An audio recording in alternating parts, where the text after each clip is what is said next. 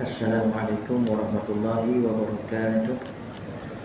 Nabi Mustafa Rasulullah sallallahu alaihi wasallam wa ila arwahi walidina wa muallimina wa dhabil huquqi alaina ajma'in. Al-Fatihah. A'udzu billahi minasy syaithanir rajim. Bismillahirrahmanirrahim. Alhamdulillahi rabbil alamin arrahmanir rahim maliki yaumiddin. Iyyaka na'budu wa iyyaka nasta'in ihdinas siratal mustaqim Perlu minta صراط الذين أنعمت عليهم غير المغضوب عليهم ولا الضالين آمين.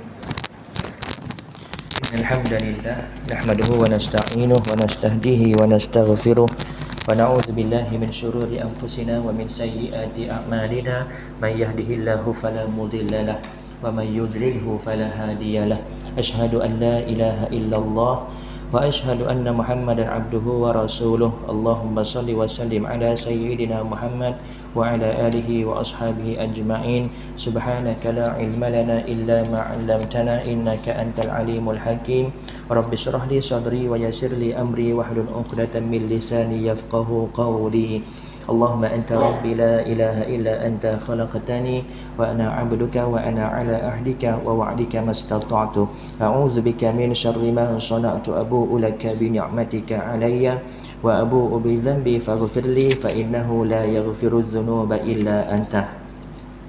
Yang dimuliakan Tuan Nazir, Tuan Imam, Tuan Bilal, Ahli Jawatan Kuasa Masjid Inayatul Rahman, Kampung Batu Laut, yang dimuliakan dan juga dihormati para alim ulama di kalangan tuan-tuan dan juga puan-puan, seterusnya tuan-tuan, puan-puan, abang-abang, kakak-kakak, adik-adik yang dirahmati Allah.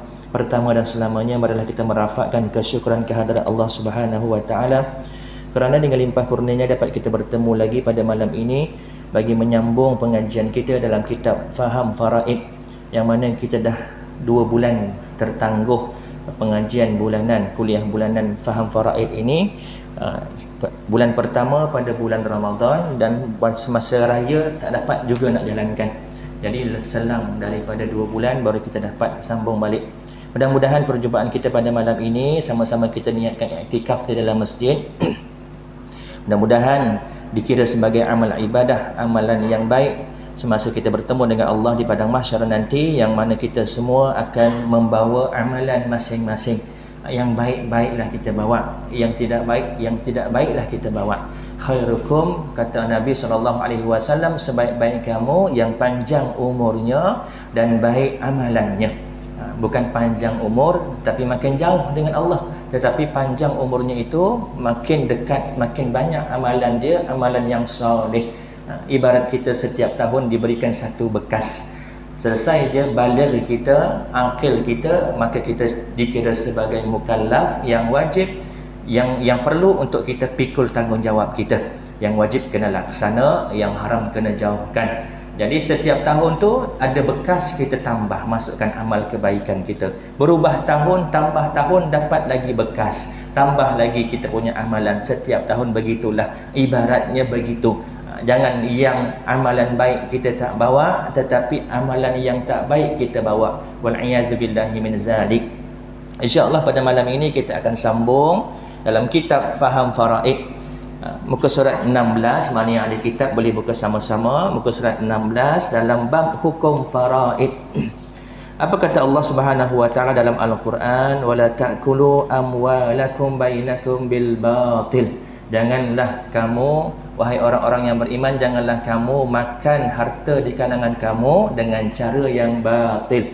Jadi faraid ini juga salah satu cara untuk kita mengelakkan diri kita daripada terjerumus memakan harta secara yang batil. Harta kita hakikatnya milik Allah Subhanahu wa taala. Hatta diri kita juga adalah milik Allah Subhanahu wa taala. Qalu inna lillahi wa inna ilaihi raji'un. Semua yang ada di bumi ini, yang ada di alam ini, selain masiwallah, selain Allah, adalah milik Allah Subhanahu wa taala.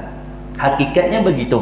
Bila kita meninggal dunia, bermakna harta yang kita tinggalkan, yang kita kumpulkan, kita tak bawa ke mati, kita tak bawa ke alam barzah, kita tak bawa ke hari akhirat, tetapi kembali kepada siapa? Kepada Allah Subhanahu wa taala. Hakikatnya begitu. Dan cara bagaimana Allah nak berikan semula kepada waris-warisnya melalui faraid. Sebab itu ayat-ayat berkaitan tentang faraid, bahagian-bahagian, suami dapat berapa, isteri dapat berapa, ayah, ibu, anak-anak dapat berapa, semuanya ketentuan langsung daripada Allah Subhanahu wa taala. A'udzubillahi minasyaitonirrajim. Walakum nisfu ma taraka azwajukum illam yakul lahunna walad. Bagi kamu kaum lelaki, para suami, 1/2 daripada harta isteri-isteri kamu jika dia mati sekiranya dia tidak mempunyai anak. Itu salah satu contoh ayat yang Allah tentukan bahagian faraid bagi suami. Kalau ada anak bagi isteri ini tadi, suaminya dapat 1/4. InsyaAllah akad malam ini kita tak gunakan perkiraan, jadi saya tak perlukan whiteboard. Untuk perjumpaan akan datang mungkin insyaAllah kita akan gunakan whiteboard, sebab mungkin silibus untuk malam ini kita tak masuk dalam proses pengiraan. Baiklah, hukum faraid. Bila kata tentang hukum yang berkaitan dengan faraid ini ada dua bahagian ataupun dua skop. Yang pertama, hukum melaksanakan faraid, hukum membahagikan harta pusaka menggunakan kaedah faraid, menggunakan ketentuan faraid. Apabila seseorang meninggal dunia, maka wajib, hukumnya wajib bagi setiap ahli warisnya melaksanakan hukum faraid.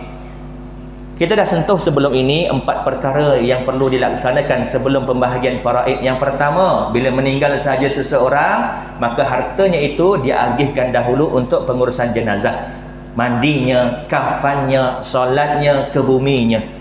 Asingkan dahulu, gunakan dahulu harta si mati untuk 4 perkara tadi. Yang pertama, mandi, kafan, solat jenazah. Yang kedua, hutang dia dengan Allah Subhanahu wa taala.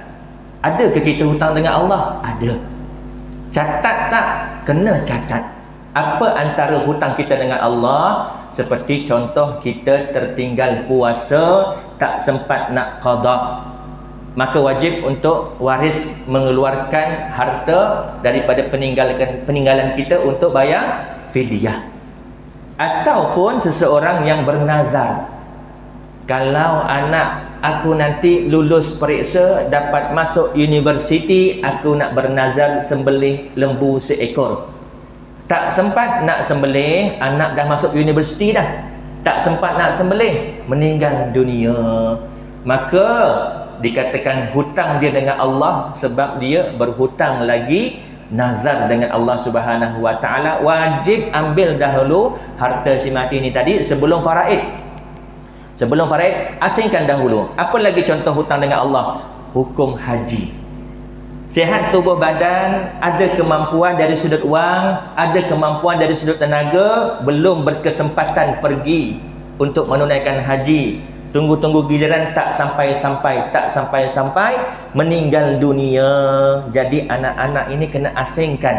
Untuk apa? Untuk badal haji. Berapa kos badal haji sekarang? Dalam sekitar 2,500 ke 3,000 lebih kurang. Wajib asingkan terlebih dahulu, kerana itu merupakan hutang manusia dengan Allah Subhanahu wa taala. Yang kedua, hutang dengan manusia. Ulama mengatakan seandainya dua-dua hutang ni ada, harta yang ditinggalkan sedikit, mana lebih perlu diutamakan? Hutang dengan Allah Subhanahu wa taala. Kalau cukup hartanya banyak, dua-dua wajib langsaikan sebelum faraid. Hutang dengan manusia, sebab tu kena catat berapa hutang dengan Pak Leman, berapa hutang dengan Wak Leman dan sebagainya. Bagi tahu dengan waris, bagi tahu dengan pasangan. Yang pagi tadi abang pinjam duit dengan Wak Dul hujung kampung RM5,000. Jadi isteri ni tahu, maklum dia. Esok meninggal dunia, tak sempat nak bayar balik, dah tahu. Arwah ada hutang, asingkan siap-siap, langsaikan hutang Allah, langsaikan hutang manusia. Seterusnya, apa yang perlu dibuat? Langsaikan, lunaskan wasiat si mati. Wasiat si mati, apa makna wasiat? Diucapkan semasa hidup, diserahkan harta selepas mati. Itu bezanya faraid, wasiat dan juga hibah. Hibah pemberian semasa hidup. Ada 3 ekar tanah. 1 ekar tanah waktu hidup saya bagi dekat jiran saya. Bukan waris, tetapi orang luar, jiran saya. Maka bila saya meninggal dunia, tanah tersebut bukan lagi termasuk dalam tanah faraid, harta faraid. Hibah ni pemberian semasa hidup. Ada pun wasiat, lafaznya semasa hidup, tetapi penyerahannya selepas mati. Contoh ayat atau kalimah, bang, kalau ayah mati nanti, tanah 1 ekar dekat hujung kampung tu yang ayah punya tu, ayah wakafkan untuk tanah kubur masjid. Dah bagi belum masa hidup? Belum. Tetapi lepas kematian barulah diserahkan. Adapun faraid selepas kematian. Jadi perkara-perkara ini perlu diselesaikan dulu, barulah diuruskan pembahagian faraid. Terdapat beberapa dalil tentang kewajipan tersebut yang dinyatakan dalam Al-Quran dan As-Sunnah. Dalil daripada Al-Quran iaitu di dalam surah An-Nisa, A'udzubillahi minasyaitonirrajim, lil rijali nasibum mimma tarakal walidan wal aqrabun walin nisa'i nasibum mimma tarakal walidani wal aqrabun mimma qalla minhu aw kathur nasiban mafruḍa. Bagi orang-orang lelaki ada bahagian pusaka daripada peninggalan ibu bapa dan kerabat, dan bagi orang-orang perempuan pula ada bahagian pusaka daripada peninggalan ibu bapa dan kerabat, sama ada sedikit atau banyak daripada harta itu yang ditinggalkan itu, iaitu bahagian yang telah diwajibkan, yakni ditentukan dan ditetapkan oleh Allah Subhanahu wa taala. Surah An-Nisa ayat yang ke-7. Jadi hukum membahagikan harta pusaka menggunakan faraid adalah wajib, bukan pilihan kedua, bukan pilihan ketiga. Bukan bila dah bergaduh, waris bergaduh, berebut harta, baru nak rujuk pada faraid. Tetapi yang paling utama adalah faraid terlebih dahulu. Walaupun ada yang nak bahagi sama rata ataupun suka sama suka, ulama menetapkan wajib kena dahulukan 3 perkara. Yang pertama, di kalangan ahli waris mestilah akil dan juga baligh. Akil maknanya waras, sihat akalnya, tidak gila. Yang kedua, baligh. Akil baligh tu sekalilah syaratnya 3 syarat. Yang pertama, akil dan juga baligh di kalangan ahli waris. Baligh lelaki 13 tahun maksimum, 15 tahun maksimum, ataupun paling awal apabila dia keluar mani ataupun bermimpi. Perempuan apabila keluar haid ataupun maksimum 15 tahun. Tahun apa? Tahun qamari, bukan tahun masihi. Tahun qamari, kena kira umurnya dalam bulan Islam, bulan hijrah. Kalau misal kata umurnya 8 tahun keluar haid, belum lagi dikira baligh. Sebab minimum bagi wanita, ini pendapat di kalangan mazhab Imam Syafi'i, wanita perempuan paling awal 9 tahun. Bermakna sebelum 9 tahun qamari, kalau keluar haid belum dianggap sebagai baligh. 9 tahun. Tunggu, tak keluar haid lagi. Belum datang bulan lagi sampai umurnya 15 tahun qamari. Walaupun belum keluar haid, maka pada ketika itu sudah dikira baligh. Lelaki pun begitu juga. Belum lagi mimpi, belum lagi keluar mani, apabila sampai umur 15 tahun qamari, maka dia digelar sebagai baligh.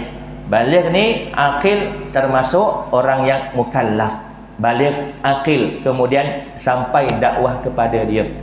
Itu yang pertama, di kalangan semua ahli waris mesti akil dan juga baligh. Yang kedua, mesti di kalangan semua ahli waris tahu dahulu bahagian masing-masing dalam faraid. Dalam erti kata lain, mesti kena faraid dulu, kena tentukan dahulu. Alung banyak ni, angah banyak ni, mak dapat banyak ni, adik dapat banyak ni. Supaya apa? Hikmahnya supaya 10 tahun, 20 tahun akan datang, tiba-tiba menyesal. Kenapa dulu tak bahagi ikut faraid? Kalau ikut faraid dulu bahagian aku banyak. Tapi sebab masa tu tak ikut faraid, tak tahu pun pasal faraid, bahagi suka, sama rata, bahagian aku sedikit. Jadi dalam hikmah yang lain, supaya kita tidak mengenepikan hukum Allah Subhanahu wa ta'ala, yang mana hukumnya adalah wajib. Syarat yang ketiga, nak bagi ikut suka sama suka ataupun sama rata. Syarat ketiga tadi adalah mesti redha di kalangan ahli waris.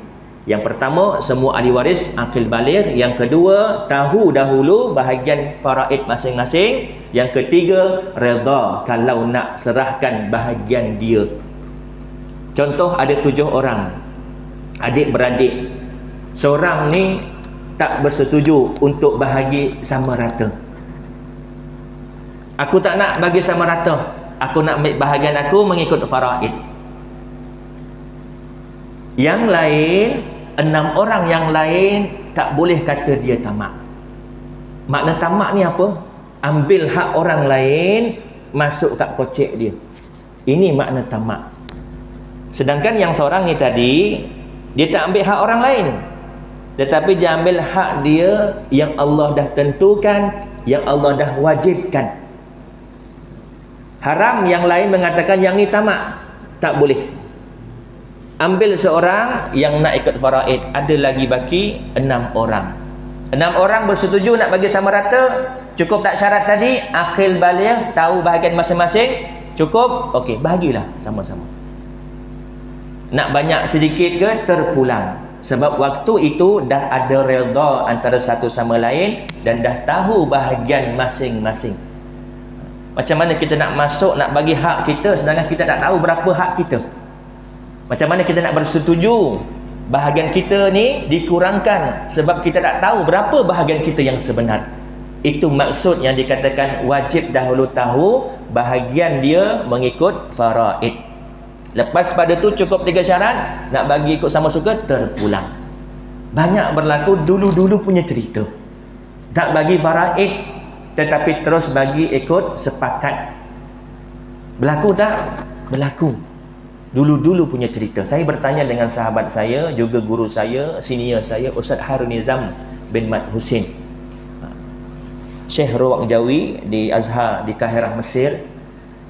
Saya tanya dia berkaitan tentang hukum bagaimana orang dulu-dulu dapat harta tapi dia tak tahu sama ada harta tersebut mengikut faraid ataupun tidak. Dia bertanya dengan guru dia, Syekh Said Saltut, merupakan ahli jawatan kuasa Darul Ifta. Darul Ifta ini kalau kita di Selangor, Jabatan Mufti Negeri Selangor, untuk Selangor sahaja. Kalau Darul Ifta ini untuk satu Mesir. Dia merupakan ahli jawatan kuasa bagi Jabatan Mufti satu Mesir. Dia kata apa? Kalau misal kata kita yang masih hidup tahu cara pembahagian orang dulu-dulu, maknanya harta yang mak kita dapat, harta yang ayah kita dapat daripada pusaka, tidak mengikut faraid, dan kita tahu lagi siapa di kalangan ahli waris yang lain selain mak ayah kita, maka kita wajib pulangkan kepada yang sepatutnya dapat lebih banyak.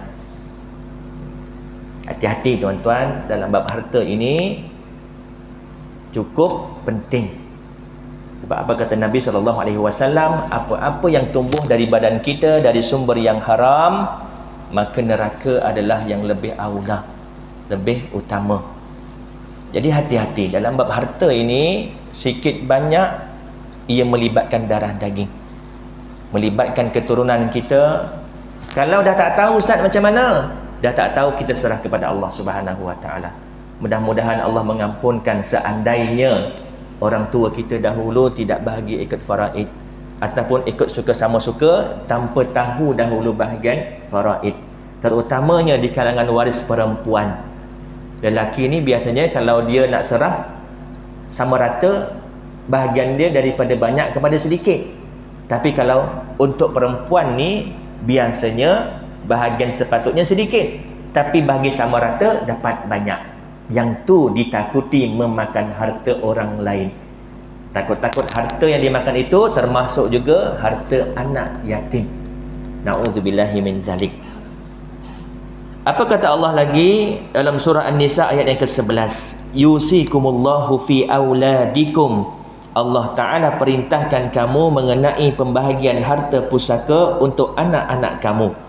Fariidatan minallah. Pembahagian harta pusaka dan penentuan bahagian masing-masing seperti diterangkan itu ialah ketetapan daripada Allah Subhanahu wa Ta'ala. Wasiyatan minallah. Tiap-tiap satu hukum itu ialah ketetapan daripada Allah Subhanahu wa Ta'ala. Tilka hududullah. Segala hukum yang tersebut adalah batas-batas syariat Allah Subhanahu wa Ta'ala. Yubayyinullahu lakum an tadillu. Allah Ta'ala menerangkan yakni hukum tersebut kepada kamu supaya kamu tidak sesat. Dalil daripada as-sunnah, daripada hadis Nabi sallallahu alaihi wasallam. An Ibni Abbas qala Rasulullah sallallahu alaihi wasallam, alhiqul faraidha bi ahliha fama baqiya fahuwa li aula rajulin zakarin. Daripada Ibnu Abbas radhiyallahu anhuma berkata, sabda Rasulullah sallallahu alaihi wasallam, berikan bahagian warisan yang ditentukan kepada pemiliknya, yakni ahli fardu. Adapun bakinya maka bagi waris lelaki yang paling dekat nasabnya. Ahli fardu iaitu ashabul furud, yang Allah dah tentukan 1/2, 1/3, 1/6, 2/3, 1/4, 1/8. 6 ini adalah ahli furud, ahli fardu yang Allah dah tetapkan. Ada baki kembali kepada lelaki yang paling dekat dengannya, dekat nasabnya, iaitu anak-anak lelaki. Tak ada anak lelaki kepada ayah si mati. Tak ada anak, tak ada ayah kepada adik-beradik si mati yang lelaki. Ianya dikatakan asabah, iaitu baki. Baki ini dapat selepas daripada pembahagian ashabul furud yang Allah dah tetapkan. Tapi jangan risau, biasanya baki ini lebih banyak daripada ashabul furud. Tapi boleh jadi tak dapat langsung. Sebab namanya baki. Boleh jadi bahagiannya sedikit. Tapi inilah ketentuan Allah Subhanahu wa Ta'ala.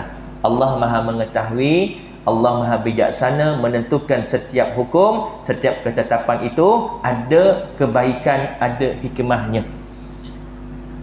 Hadis lain, an Abi Umamah Al-Bahili qala sami'tu Rasulullah sallallahu alaihi wasallam, inna Allaha qad a'ta kulla dhi haqqin haqqahu fala wasiyata li warithin. Daripada Abi Umamah Al-Bahili berkata, aku telah mendengar Nabi sallallahu alaihi wasallam bersabda, sesungguhnya Allah Ta'ala telah memberikan kepada orang yang berhak akan haknya. Ketahuilah, tiada wasiat kepada ahli waris. Hadis sahih riwayat Imam Ahmad. Hadis ini menunjukkan, menentukan, merupakan dalil utama mengatakan bahawasanya tiada wasiat kepada ahli waris. Apa maknanya? Wasiat tidak sah kepada ahli waris. Keadaannya bagaimana? Contoh berlaku kematian. Sewaktu hidup si mati ni tadi, dia berwasiat yang kalau abang mati nanti, rumah yang kita duduk ini berikan kepada anak kita yang paling bongsu. Biasa tak berlaku? Biasa. Sedangkan anak yang bongsu ini merupakan ahli waris. Dah ada bahagian dia untuk faraid. Wasiat ni tadi, jumhur di kalangan kebanyakan ulama mengatakan tidak sah. Maknanya apa? Batal. Boleh tak nak laksana? Boleh, dengan syarat ahli waris yang lain bersetuju. Istilahnya apa? Memberikan haknya kepada adik bongsu ni tadi. Tapi kena tahu dulu bahagian masing-masing ikut faraid. Sama juga keadaan bagi sama rata. Sama juga keadaan bagi suka sama suka. Tetapi wasiat tersebut hukumnya batal. Maknanya tak wajib untuk dilaksanakan. Nak laksana boleh tak? Dengan syarat mendapat keizinan daripada ahli waris yang lain. Antara syarat wasiat yang lain, tidak lebih daripada 1/3 daripada harta si mati. Kalau misal kata hartanya ada 3 juta, dia nak wasiatkan 2 juta kepada masjid, sah, tetapi ambil maksimum 1 juta sahaja. Selebihnya tidak boleh. Sebab tidak boleh lebih daripada 1/3. Ini syarat bagi melaksanakan wasiat. Dan syarat yang lain bukan untuk perkara maksiat. Diwasiatkan tanah tu untuk bina kelab malam, batal wasiat tersebut, tak wajib untuk dilaksanakan. Bukan untuk perkara yang maksiat atau perkara dosa.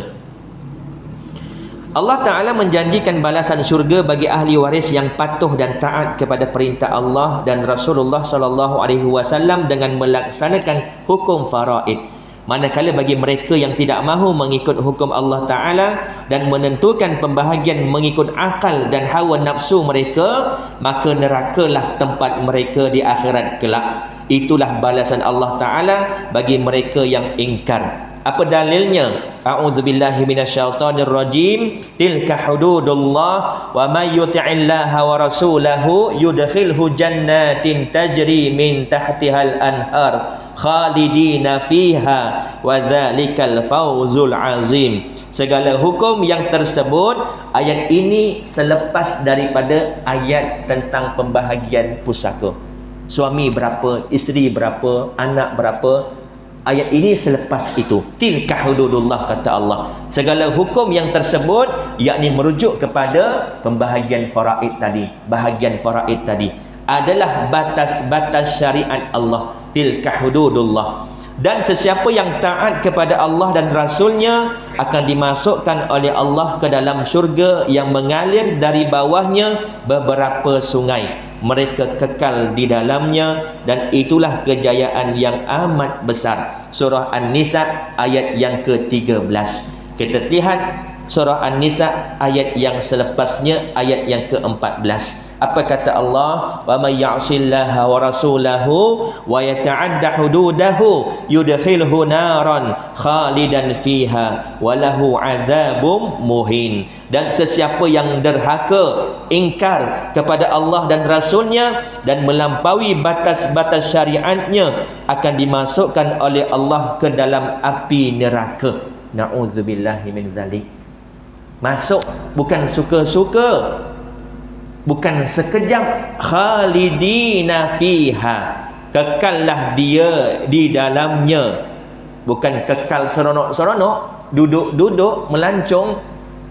Baginya azab siksa yang amat menghinakan. Walahu azabum muhin. Wal'iyazu billahi min zalik.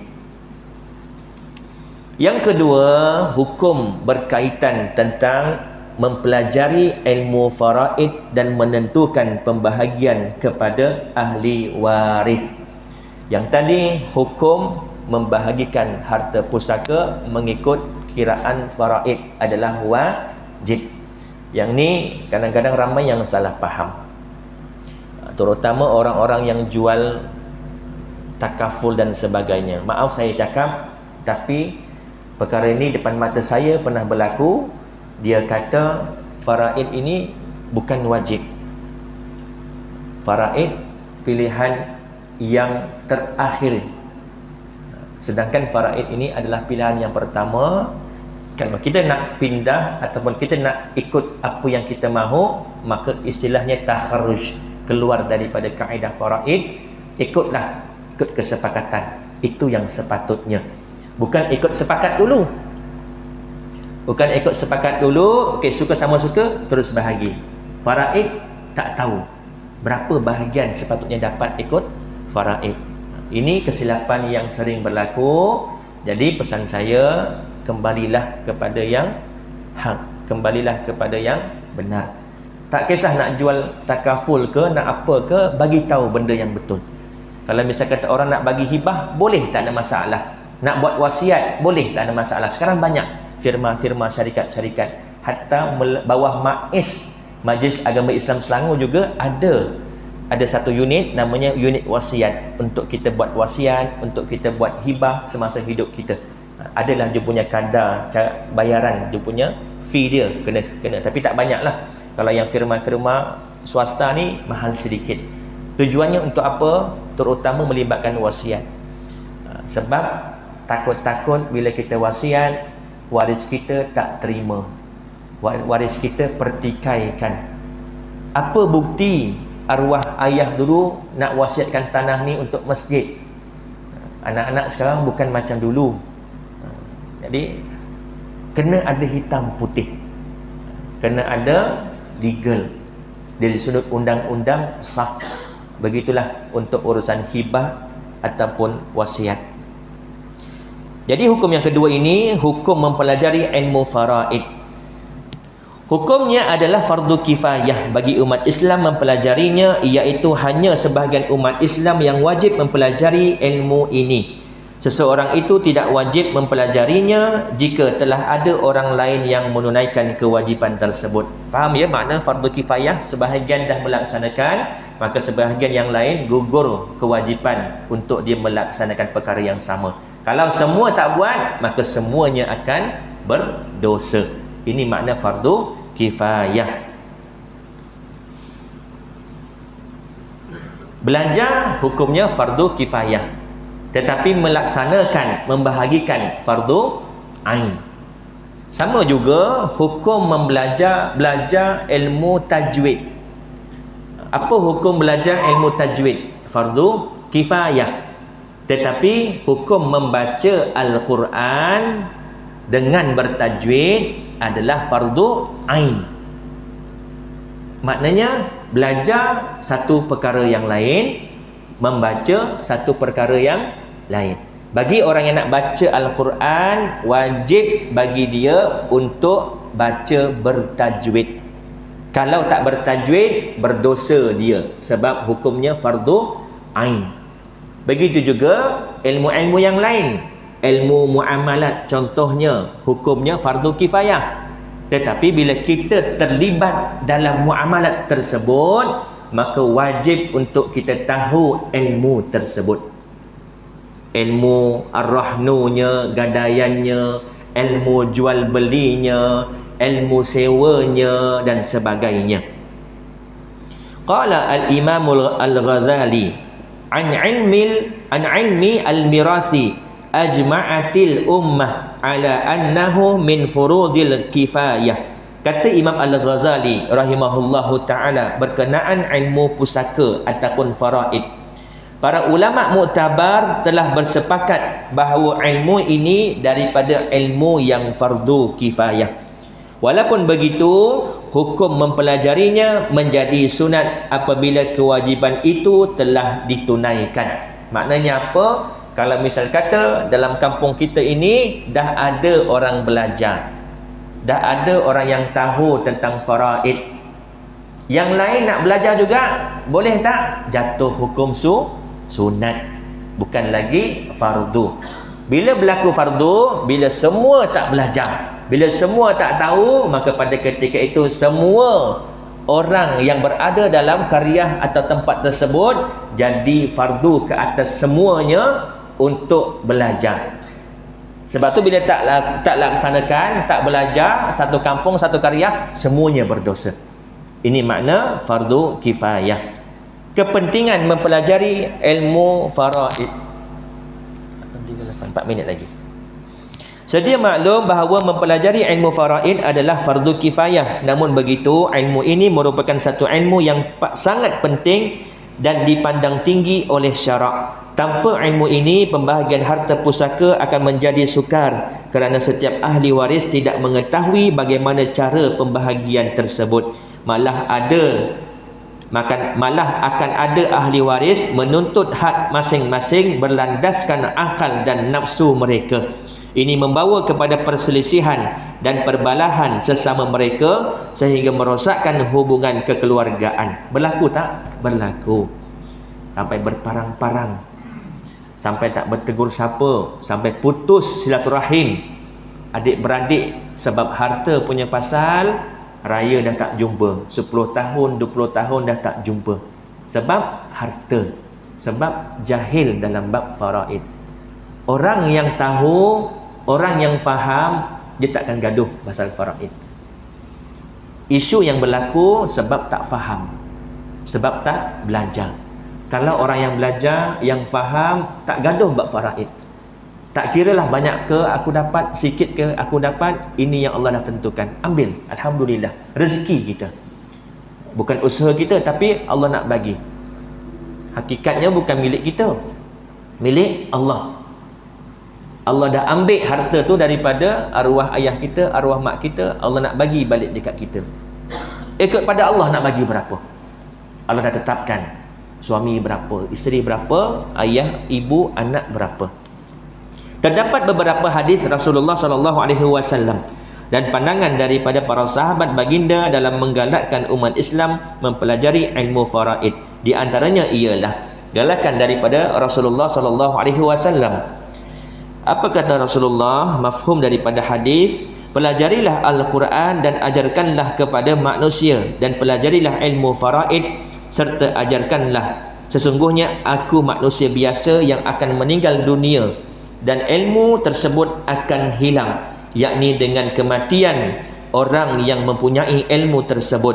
Sesungguhnya aku sangat resah dan takut jika nantinya ada orang yang bertengkar tentang pembahagian warisan pusaka dan permasalahan lainnya, akan tetapi mereka tidak menemukan seorang pun yang sanggup meleraikan dan menyelesaikan masalah mereka.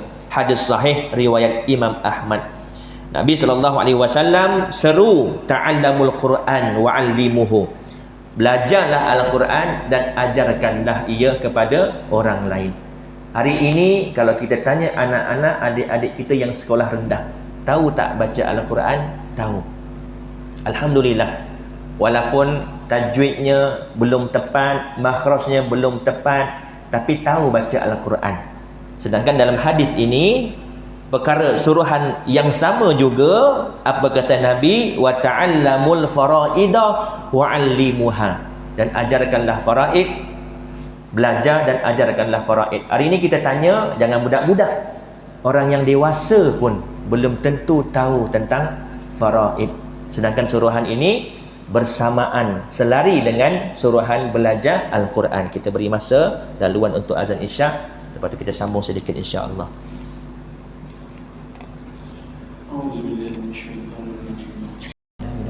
salli ala sayyidina Muhammad wa ala ali sayyidina Muhammad. Allahumma rabbaha sayyidina wa titamah wa salatan qa'imah ati sayyidina Muhammad wa wasilata wal fadila wa ba'athil maqam al mahmud alladhi wa'ata innaka la tukhliqul mi'ad.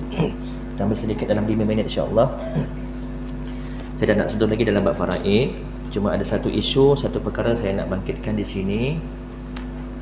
Nak cakap pun sebenarnya sebersalah, tapi saya kena cakap berkaitan tentang tanah rizab. Tanah rizab. Tanah rizab ini dia ada dua jenis. Satu jenis tanah rizab yang dikhususkan untuk kegunaan. Contoh di Kompleks Penghulu, di PPD, di Paid. Tanah itu tanah kerajaan, dikhususkan untuk urusan tersebut. Sekian. Jadi tanah rizab ini, orang lain datang tanam pokok pisang ke, cili ke, hukumnya haram. Dari sudut hukum fiknya, hukumnya haram. Adapun tanah rizab kerajaan yang belum lagi dikhususkan, seperti tanah hutan, tanah tepi-tepi jalan, tanah apa lagi, tak kisahlah, maknanya belum lagi digunakan untuk projek-projek pembangunan. Yang ini dari sudut hukum fiqh, apabila orang tanam di tanah tersebut, boleh untuk ambil hasilnya, maknanya tidak haram. Tetapi kita kena ingat, hukum ini kita terikat juga dengan takzir. Apa makna ta'zir? Ketetapan daripada pemerintah. Setiap tanah-tanah rizab ini yang tidak dikhususkan ini ada mutawalli. Apa makna mutawalli ni? Orang yang menguruskan, pihak yang menguruskan. Kalau rizab tu rizab JKR, JKR lah. Kalau rizabnya rizab JPS, JPS lah. Kalau rizabnya rizab pejabat daerah, pejabat daerah lah. Jadi secara ta'zirnya, peraturan ataupun enactment ataupun ketetapan larangan, dalam erti kata lain menceroboh, ia di bawah ta'zir. Wajib tak kita patuh? Wajib. Ati Allah wa atiur rasul wa ulul amri minkum. Cuma ada juga yang tanam, tetapi pihak-pihak yang menguruskan ni mutawalli macam JPS, JKR tutup sebelah mata. Maknanya perkara tersebut dibenarkan. As-sukutu alamatur redha. Diam itu tanda setuju. Tetapi sampai masa nak dibesarkan jalan, contoh nak digali parit, kalaulah dimusnahkan, jangan mengamuk, jangan marah. Jadi saya rasa jelas ya. Maknanya yang ada tanam tak ada masalah. Tetapi kalau misal kata pihak kerajaan sama ada JKR, JPS nak musnahkan, mungkin sebab nak besarkan jalan ataupun nak gali parit, sebab mengganggu mesin nak gali parit tu tak boleh, atau mengganggu, memudaratkan pengguna jalan raya. Ni contoh yang dekat Ladang Batu. Ladang Batu tu dah kira jalan utama kita nak keluar ke Banting. Kalau tuan-tuan perasan, kadang-kadang pelepah-pelepah sawit ni tu sampai kena ke jalan. Jadi saya harap mana-mana yang terlibat ambil tindakan. Jangan sampai mengganggu dan memudaratkan orang lain. Dia tanam tak ada masalah, dari sudut hukum fiqh boleh, sebab tanah tu belum lagi digunakan. Tetapi satu sudut dia telah memudaratkan orang lain. Haram hukumnya sebab atas sebab memudaratkan orang lain. Yang lalu habis rosak set merahnya, yang lalu habis bercala-cala keretanya, kadang-kadang terpaksa ke tengah sedikit sampai set merah kanan berlaga dengan orang yang depan, sebab nak elak pelepah yang di sebelah kiri. Jadi saya dah banyak dapat aduan dari sudut hukum fiqh. Orang yang menanam ini dia wajib mengganti rugi kenderaan yang rosak. Jangan main-main dalam bab hak. Nak tanam tak ada masalah, tapi jangan sampai memudaratkan orang lain, jangan sampai membinasakan harta orang lain, dan takut-takut nyawa orang lain juga terancam, berlaku kemalangan dan sebagainya. Jadi aduan ni saya dapat banyak dah. Jadi saya selaku penghulu mukim, saya bertanggungjawab untuk ambil tindakan, dan kita dalam proses untuk mohon kepada pihak yang berkenaan untuk tebang atau tumbangkan pokok-pokok yang mengganggu laluan. Yang itu kita nak tumpu. Yang dekat tanah hutan, yang dekat tanah rizab lain yang tak mengganggu untuk maslahah umum, ibarat as-sukutu alamatur ridha. Silakan. Tetapi sehingga mengganggu maslahah orang lain, orang awam, sehingga berlakunya kerosakan, mudarat, keselamatan dan sebagainya, saya rasa saya perlu ambil tindakan.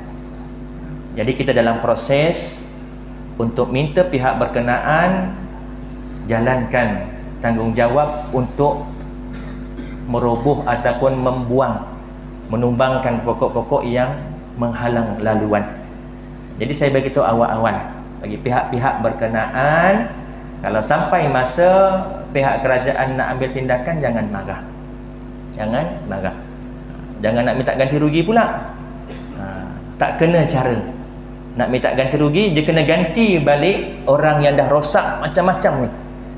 Saya sendiri mangsa beratus nak baiki Syed Mira, dan berpuluh-puluh orang mengadu benda yang sama, habis cala pintu kereta dan sebagainya. Cuma tak tahu siapa yang tanam. Kalau dia tiba-tiba jumpa saya, Tok, saya nak minta ganti rugi, Tok tumbangkan. Okey, alhamdulillah, jumpa dah siapa penanamnya. Kami ni lagi ramai ni, berpuluh-puluh orang nak minta ganti rugi juga ni. Jadi saya harap faham situasi dan faham keadaan, dan saya bercakap atas kapasiti saya yang diamanahkan dan dipertanggungjawabkan sebagai penghulu mukim. Jadi saya harap yang berkenaan faham. Kalau ada hasil dalam masa terdekat, ambil siap-siap, dan kita akan jalankan mungkin dalam seminggu atau 2 minggu ini, insya-Allah. Jadi saya rasa cukup sekadar itu. Jin nak tanya tadi? Cukup sekadar itu. Yang baik itu datang daripada Allah, yang kurang lemah itu datang daripada kelemahan diri saya. Saya mohon maaf, mohon ampun andai terkasar bahasa, tergores hati tuan-tuan dan juga puan-puan. Maklumlah bab rizab ini sensitif, tapi saya kena cakap atas kapasiti saya sebagai penghulu mukim. Ini tanggungjawab saya. Jadi saya rasa cukup sekadar itu. Aku qauli hadza wa astaghfirullahal azim li wa lakum. Yang baik itu datang daripada Allah, kurang lemah itu datang daripada kelemahan diri saya. Assalamualaikum warahmatullahi wabarakatuh. Bismillahirrahmanirrahim. Alhamdulillahirabbil alamin, wassalatu wassalamu ala asyrafil anbiya'il mursalin wa ala alihi washabbihi ajmain. Allahumma faqihna fid din wa 'allimna ta'wil wahdinas siratal mustaqim, siratal ladzina an'amta 'alaihim minan nabiyyin wasiddiqin wasyuhada'i wassalihin.